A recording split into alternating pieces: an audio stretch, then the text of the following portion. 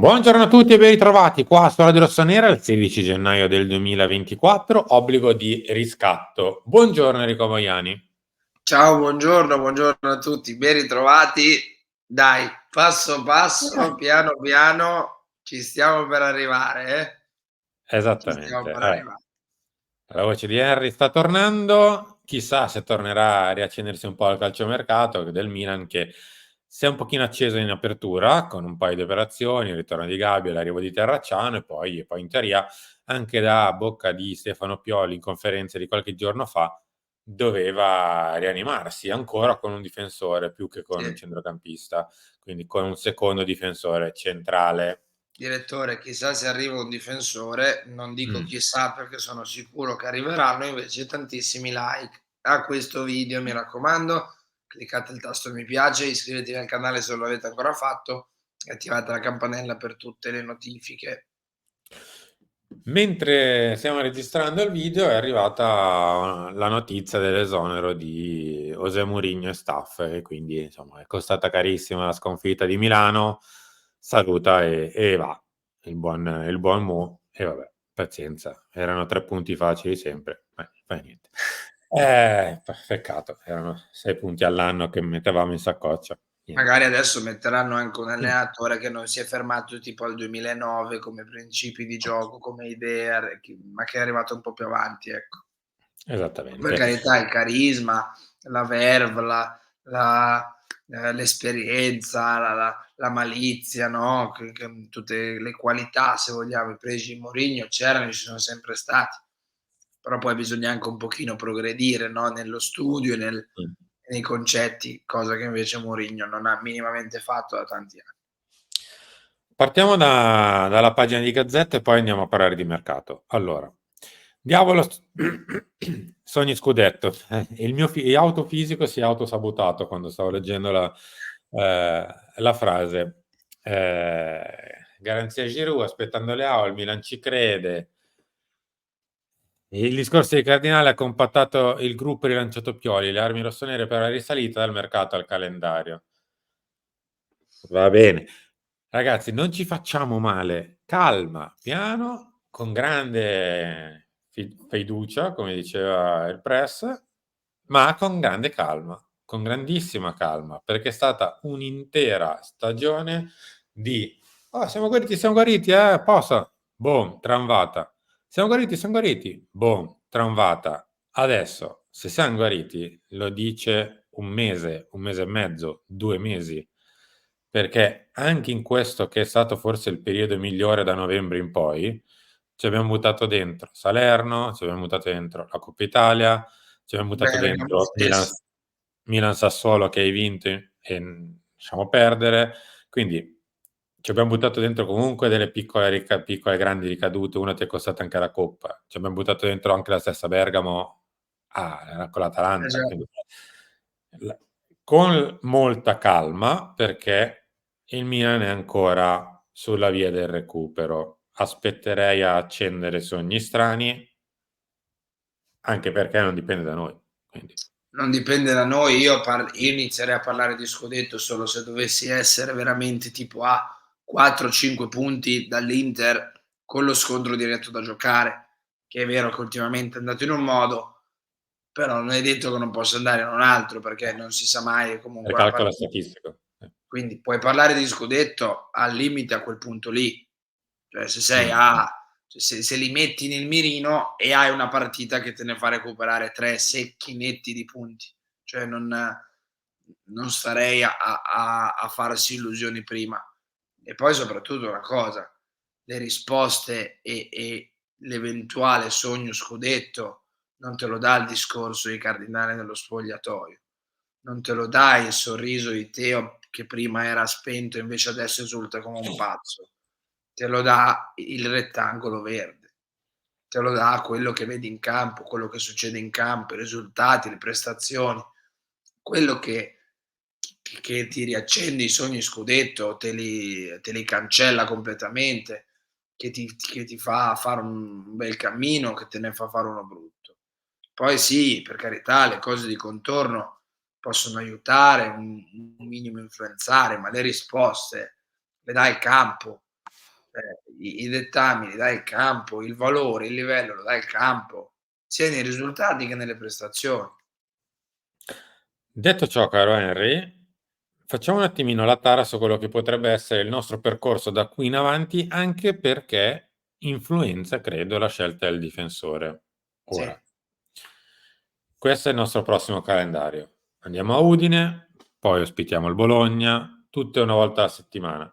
Poi andiamo a Frosinone, Milan-Napoli, dopodiché inizia un pochino più il tour de force. E ritorno all'Europa League con Milan-Rennes, Monza-Milan, Rennes-Milan, Milan-Atalanta. Questo è da adesso fino alla fine di febbraio, quando in teoria dovrebbero tornare 1/2 difensori, uno tra Tomori e Ciao e poi l'altro di conseguenza. Kalulu invece siamo più verso marzo, più la Z la O di marzo, diciamo. A proposito di questo, Alessandro Buongiorno, che è difensore non da gennaio, diciamo così, sia per qualità che per costo, è un'operazione che non è figlia di quel calendario che abbiamo visto poco fa. È un'operazione che ti prendi adesso perché pensi di poterla fare adesso e ti serve anche adesso, ma ti serve soprattutto per il futuro, un 24enne, quindi insomma, un ragazzo ancora giovane per essere un difensore, lo vediamo. Io continuo a vedere il Milan che cerca insistentemente centrali mancini, sì, e lui è un altro centrale mancino, tra l'altro è di un procuratore discretamente amico, vedo. sì. Cioè, per chi non lo sapesse, GR Sport è Giuseppe Riso Sports. E quindi, insomma, bisogna mettere sul piatto una discreta somma di denaro. Siamo sui 15, 16, 20 più il cartellino di Colombo. Con Cairo è così, lo sappiamo, chiede tanto, pretende tanto, a volte anche al costo di incrinare un pochino la carriera dei propri giocatori, perché Belotti stesso è uno che ha avuto tante sliding doors nella sua carriera, però è anche Belotti stesso che ha deciso di restare al Torino. Con Cairo credo che i giocatori hanno un impatto nelle Mm. loro volontà. È ovvio che se Buongiorno non forza la mano, sta bene al Torino altri magari 6 mesi e quant'altro, Cairo fa il suo prezzo, è molto alto, credo sia abbastanza difficile per il Milan, a meno che il Torino sia interessato a Colombo e la valutazione di Colombo è una valutazione che viene fatta non bassa, perché altrimenti la parte fissa proprio di cash dovrebbe essere molto più alta. Non lo so, staremo a vedere. Fatto sta che Buongiorno sta facendo un ottimo campionato, ha fatto un Mm. ottimo campionato e centrale mancino, io dico solo Buongiorno, Tomori, Kalulu, Ciao. Sono 4 che sono di un livello titolarissimo, ti direi. Quindi o giochi a 3 l'anno prossimo, oppure forse uno dei 4 in estate saluta. O uno dei quattro scala definitivamente a destra, non lo so. Anche sì. Però fatto sta che la domanda che era sottintesa quando vi ho mostrato il calendario è: abbiamo bisogno di un difensore centrale che non sia il Buongiorno di turno? Cioè, Buongiorno arriva per oggi e domani. Il difensore che nel caso dovesse arrivare in prestito tra 5, 6, 10 giorni è un altro tipo di giocatore, è un altro tipo di trattativa, è un altro tipo proprio di progetto che sta intorno a questo tipo di trattativa. Il quassì di turno arriva per fare alla fine 2 mesi, se va bene, 2 mesi. Sì, In realtà non sono nemmeno 2 mesi, visto che siamo al 16 di gennaio e si spera, se tutto va bene, di riavere almeno uno degli altri centrali per la fine di febbraio. Quindi sarebbe, per Udine direi evidentemente no, anche perché insomma anche i tempi. sarebbe per Milan-Bologna, Frosinone-Milan 2, Milan-Napoli 3. Già con Rennes dovessi fare un pensiero, perché sarebbe da includere o meno nelle liste, quindi Già.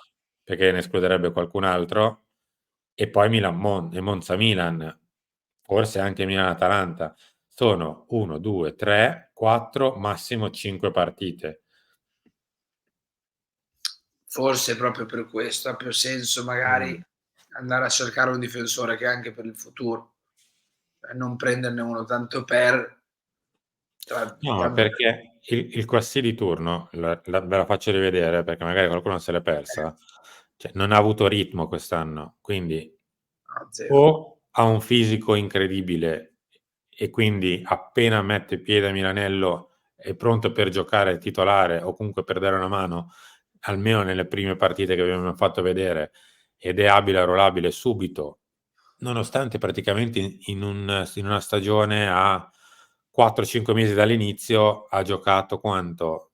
Un centinaio di minuti? Poco meno, poco più anzi, un poco più di un centinaio di minuti, insomma, almeno in Liga.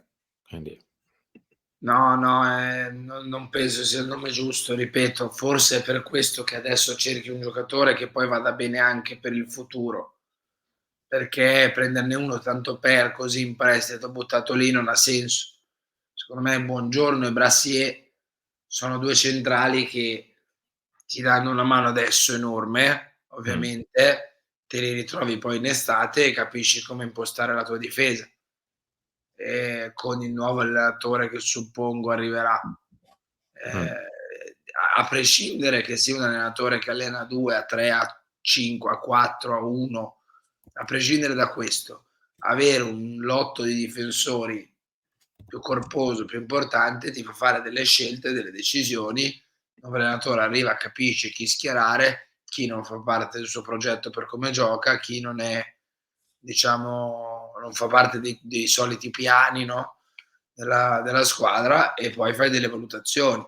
Magari arriva un allenatore che difende a 4, dice i miei titolari sono Buongiorno e Tomori, Kalulu lo vedo ottimo come terzino di destra, ciao, se gli va bene rimanere a fare il terzo bene, se vuol fare il titolare che vada a giocare, cioè dipende anche tanto da chi arriva poi ad allenare questa sì. squadra in estate, dipende tutto da quello.